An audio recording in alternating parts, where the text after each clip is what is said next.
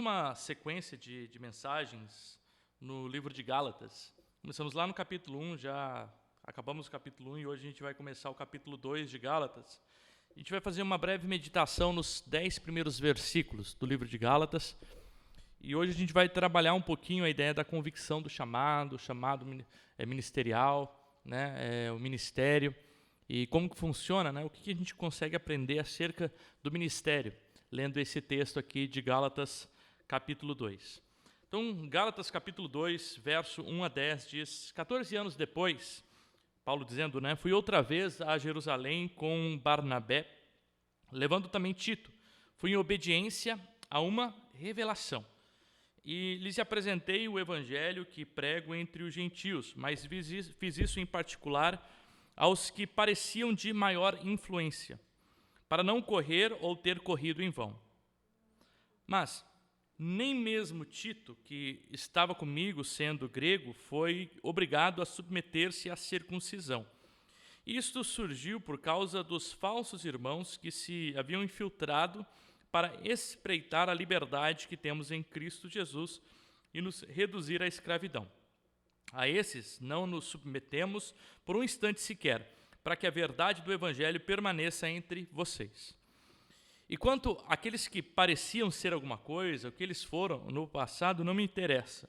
Deus não aceita a aparência do homem. Esses, digo, que pareciam de maior influência, nada me acrescentaram. Pelo contrário, quando viram que havia sido confiado o evangelho da incircuncisão, assim como a Pedro foi confiado o evangelho da circuncisão, pois aquele que operou eficazmente em Pedro, para o apostolado da circuncisão, também operou eficazmente em mim para com os gentios. Quando reconheceram a graça que me foi dada, Tiago, Cefas e João, que eram reputadas colunas, estenderam a mim e a Barnabé a mão direita da comunhão, a fim de que nós fôssemos para os gentios e eles fossem para a circuncisão, aqueles da circuncisão. Somente recomendaram que lembrássemos dos pobres, e o que também me esforcei por fazer.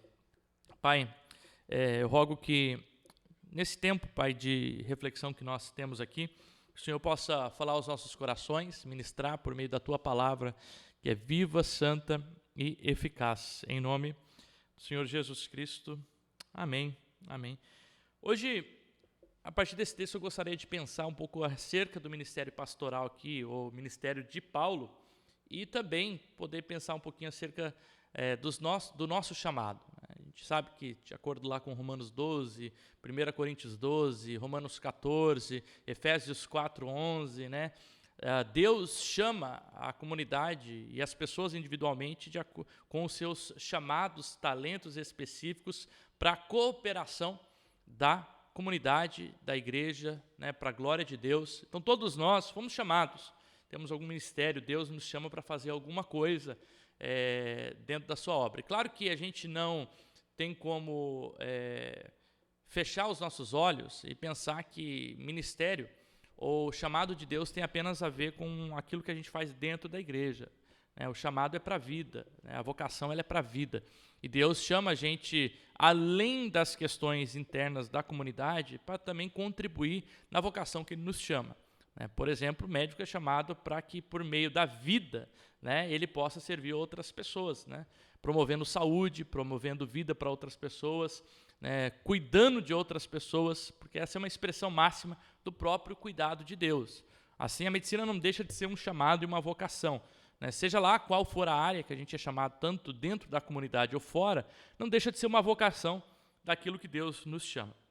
O autor aqui, Paulo, ele começa o capítulo 2, né, a gente já viu no capítulo 1 que ele está com algumas dificuldades com os judaizantes que estavam menosprezando o seu ministério e querendo que os gentios circuncidassem, né, e obedecessem à lei judaica. E Paulo diz ali que o evangelho não precisa de complemento, né, que ele foi chamado eficazmente pelo apostolado, pelo próprio Cristo Jesus, né, e que o ministério não precisa, ou o evangelho não precisa de complementos, como a gente viu nas semanas passadas. E aqui ele começa a falar sobre o ministério pastoral dele, né, o ministério apostolau do próprio apóstolo aqui de Paulo. Né, e ele começa narrando justamente que como há 14 anos ele regressa ali a Jerusalém depois de 14 anos, e no ministério paulino ele vai 5 vezes para Jerusalém.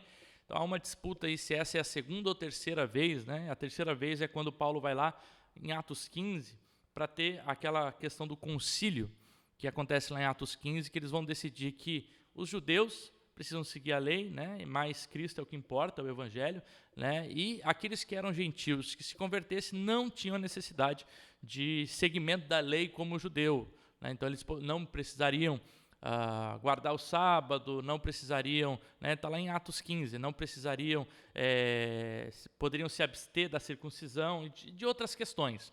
Então há algo que é resolvido ali em Atos 15. Né, possivelmente, isso aqui está acontecendo, como a gente viu, a carta de Gálatas é a primeira a ser escrita pelo apóstolo Paulo. Então esse evento aqui do capítulo 2 está acontecendo antes desse concílio, né, porque a gente entende que se ele já tivesse passado por esse concílio, ele poderia simplesmente mostrar a decisão que foi tomada pela própria comunidade, pela igreja, para aquelas pessoas, e ele não teria esse problema com os judaizantes aqui. Mas Paulo aqui, ele traz consigo Barnabé e Tito para Jerusalém, justamente por conta, em obediência e por conta de uma revelação que ele recebe, e ali ele apresenta o evangelho aos gentios. Ele relata de alguns falsos irmãos que, por conta da sua influência, querem obrigar os gentios a se submeterem à circuncisão. Mas que tal exigência ele não havia feito nem mesmo a Tito, que era prova eficaz do seu ministério, que havia se convertido, né? É o chamado lá Tito. Paulo chama Tito de meu filho na fé, né? Então, Tito não havia submetido à circuncisão, e de que ele era a própria prova do ministério paulino, e de que esses que queriam falsificar o evangelho, queriam viver um evangelho de aparência. E aí Paulo, então, ele traz à tona 3 pilares da comunidade, né? 3 pessoas muito importantes aqui dentro da comunidade, que é Pedro, Tiago e João. A gente tem 3 apóstolos vivos aqui, né? Que possivelmente são pilares do cristianismo, que ficam ali, que estão nessa região de Jerusalém, né, como pilares mesmo, ali, líderes da igreja cristã, né, e Paulo traz o apoio deles justamente para mostrar para essas pessoas, dizendo o seguinte: olha, até mesmo os pilares, né, Pedro, Tiago e João, eles concordaram que eu levasse a mensagem para aqueles da incircuncisão, enquanto eles levavam a mensagem para aqueles da circuncisão. Eles só me recomendaram que eu não esquecesse dos pobres no meu exercício do ministério. E aqui, então, a gente verifica 3 questões acerca da questão ministerial. A primeira é o quão importante a convicção do nosso chamado, ou daquilo que a gente que Deus nos delega a fazer. Imagina o apóstolo Paulo, né? Ele diz aqui que há 14 anos, né, ele foi ali agora para Jerusalém. Havia pelo menos 14 anos que Paulo ou não voltava para Jerusalém ou desde a sua conversão. A gente não sabe precisar aqui os 14 anos do que seria, mas possivelmente da sua conversão. Então, há 14 anos Paulo havia se convertido, há 14 anos ele pregava o ministério, há 14 anos ele tinha a convicção do seu chamado, né? Tanto que ele leva Tito e ele diz: olha, eu vim aqui por conta de uma revelação em obediência e eu tenho o apoio da comunidade. Imagina o apóstolo Paulo enfrentando todos os dilemas que ele enfrenta, e não é só aqui na carta de Gálatas, né? Se a gente ler o livro de Atos e as suas cartas, a gente vai ver que sempre tem pessoas se levantando contra o ministério paulino. Lá em Coríntios, lembra? A igreja lá de Corinto, né, uns eram de Paulo, outros de Apolo, outro de Cefas, né, havia divisão na comunidade, havia suas preferências pastorais. Né, aqui em Gálatas, também os judaizantes querem acusar Paulo de estar pregando um outro evangelho, né, porque ele não fazia com que os gentios se circuncidassem, né, algo que a lei previa que acontecesse. Então havia um levante contra o próprio ministério paulino. Então, a primeira coisa que me chama a atenção é que Paulo ele tem convicção do seu chamado. Ele sabe que há 14 anos ele foi chamado por conta de uma revelação de Deus, ele estava em obediência à palavra de Deus, que os seus líderes da comunidade apoiavam aquilo que ele estava fazendo, né? Então, isso é extremamente importante para que a gente possa exercer aquilo que a gente faz. Seja lá qual o chamado, né, o ministério que Deus tem para a gente precisa ter convicção do que Deus nos chamou para fazer.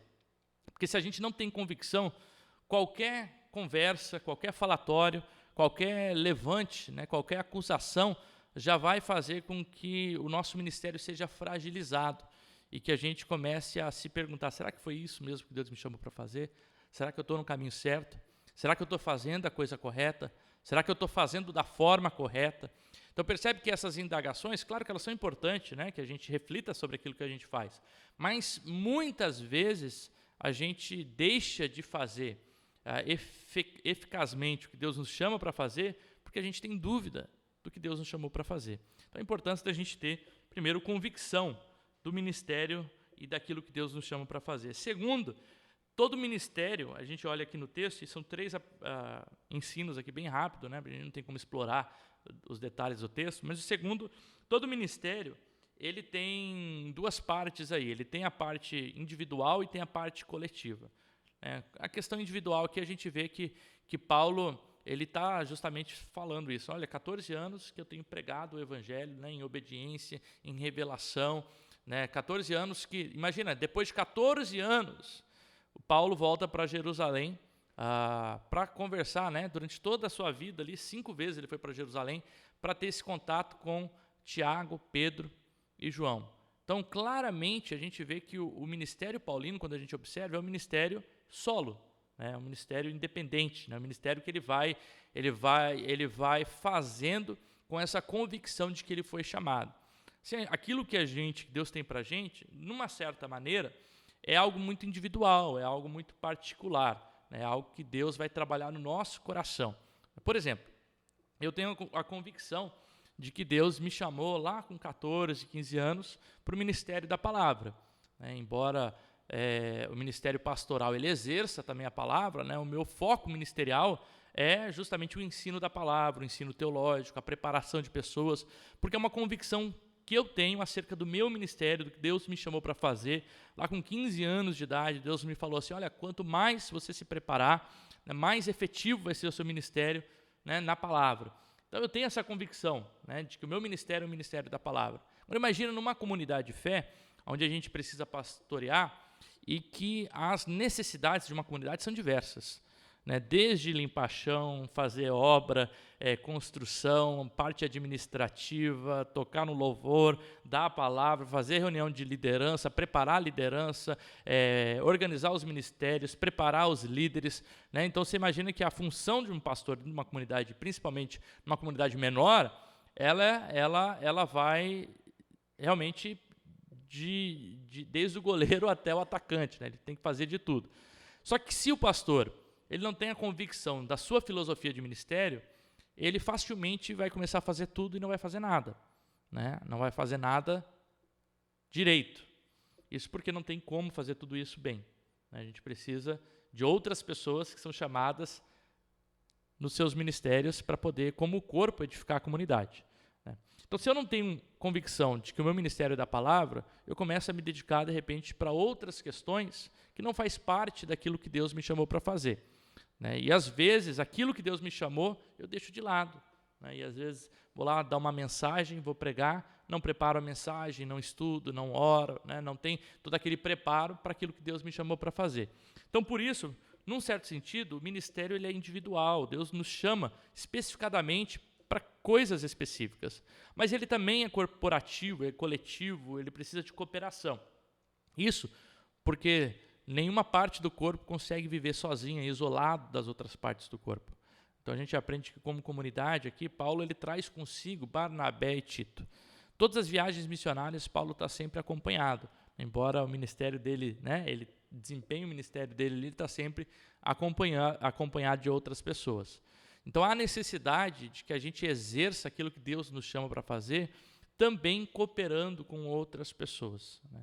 Entendendo que Deus nos chama para ministérios diferentes, e esse é o terceiro ponto, que não necessariamente são melhores ou piores. Embora o evangelho seja o mesmo, a forma com que se desempenha esse ministério é diferente. Paulo deixa claro que, olha, Pedro, o Tiago e o João, eles foram chamados para aqueles da circuncisão. Eu fui chamado para o ministério da incircuncisão, para com os gentios. Paulo pregava para os judeus? Pregava. A gente via que quando ele chegava numa cidade nova, qual é o primeiro lugar que Paulo ia? Na sinagoga, trazer a pregação do evangelho. Mas o foco do ministério dele era os gentios. Assim como Pedro também pregou para gentios que não eram judeus. Mas o foco ministerial de Pedro era para os judeus. Deus nos chama para exercer o nosso ministério com focos diferentes e específicos. Com certeza, o ministério pastoral aqui dentro da base é muito diferente da Tancredo Neves, da IBC. Né? Existem peculiaridades e particularidades de cada comunidade, né? E são enfoques de cada comunidade. E se a gente não compreende isso, a gente começa a olhar para o outro e desejar aquilo que é do outro, pensando que a fórmula do sucesso está naquilo que o outro faz. Quando a gente precisa compreender, poxa, para que Deus me chamou para fazer aqui aonde eu estou? Então, nesse sentido, compreender que o ministério é diferente é não invejar o ministério ou o talento que o outro tem, mas compreender que todos os talentos e as formas se complementam para a edificação do reino de Deus. Sabe, tem comunidades que às vezes a gente tem, não sei se vocês já viram isso dentro das igrejas, né? Mas às vezes um ciúme ou uma inveja do ministério que o outro tem. Às vezes pastores que não deixam outros pastores pregar porque pregam melhor, né? Ou não deixam fulano ou ciclano exercer a liderança de um ministério, com medo de que ele vá tomar o ministério da pessoa, né? Então, meio que vai cortando e podando o ministério do outro. Ou olha para igrejas bem-sucedidas, de número, né? Que estão crescendo, e às vezes se sente entristecido, porque a sua comunidade local não tem o mesmo crescimento numérico. Então, percebe que isso é, na verdade, uma insatisfação e talvez uma falta de percepção pessoal do ministério que Deus chama para fazer. A gente precisa ter uma autocrítica. Né? Sabe, poxa, aquilo que eu estou fazendo é o que Deus me chamou para fazer? Né? De fato eu estou fazendo? Mas a gente precisa também cuidar para não olhar para a grama do outro pensando que a grama do outro ela é sempre mais verde. Né? E Paulo, ele tem essa convicção, né, do ministério que ele chamou, que Deus lhe chamou, que foi para os gentios. Ele falou, então eu vou pregar para os gentios, né, e não vou deixar que esses da circuncisão nos volte, aqueles gentios, para a escravidão novamente, porque nós fomos chamados para o ministério da liberdade. Né? E às vezes a gente precisa até tomar cuidado quando a gente critica outros ministérios que são exercidos de forma diferente do nosso. Aquela comunidade lá, ela tem a parede preta, né? Aquela comunidade só tem jovem, né? Só faz culto para jovem. Aquela comunidade lá só tem hino do inário, né? Só para velho, né? Ou aquela comunidade faz isso ou faz aquilo, né? Às vezes a gente olha para o terreno do outro com esse olhar crítico também, pensando que o nosso terreno é melhor do que o do outro. Então a gente tem que tomar cuidado, eu acho, né? Nessas duas dimensões, né?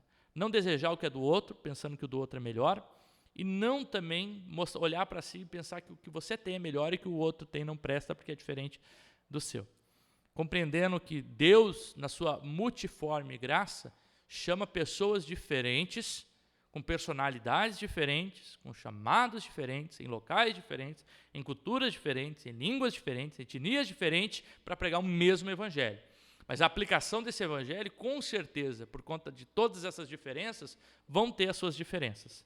E as pessoas vão exercer, às vezes, até ministérios parecidos de forma diferente. E essa compreensão macro nos ajuda a ter uma visão mais ampla do reino de Deus. Então, 3 verdades que a gente aprende, né, com esse texto aqui. Primeiro, a importância de uma convicção daquilo que Deus nos chamou para fazer, para que quando a gente enfrentar dificuldades ministeriais, oposições, né, ou qualquer coisa que tenta nos desanimar, a gente consiga manter a nossa esperança e a nossa convicção no que Deus nos chamou. Segundo, de que o ministério ele é algo individual, ele é algo específico para você, mas é necessário que também a gente esteja num corpo, porque o corpo coletivamente funciona, né, para exercer o ministério também. Então existe essa ambiguidade. Por mais que ele seja individual, existe a necessidade de outras pessoas no ministério, da cooperação ministerial. E terceiro, compreender que, embora o evangelho seja diferente, a forma ministerial, o evangelho seja o mesmo, a forma ministerial ela é diferente. Né? Então, a gente evitar ficar olhando para o outro, né? Menosprezando ou exacerbando o que o outro tem, né? Talvez com uma falta de convicção do que Deus chamou a gente mesmo para fazer. Então a gente olha para esse texto, né? Esses são ensinamentos que a gente aprende, né? E Deus possa nos dar força para a gente possa compreender o ministério que Deus tem para a gente. Amém?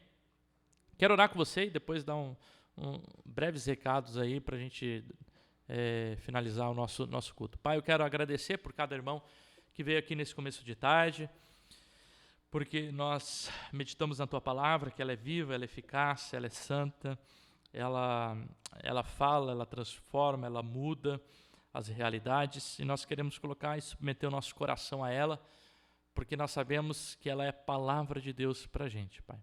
Essa é a minha oração, em nome do Senhor Jesus Cristo. Amém.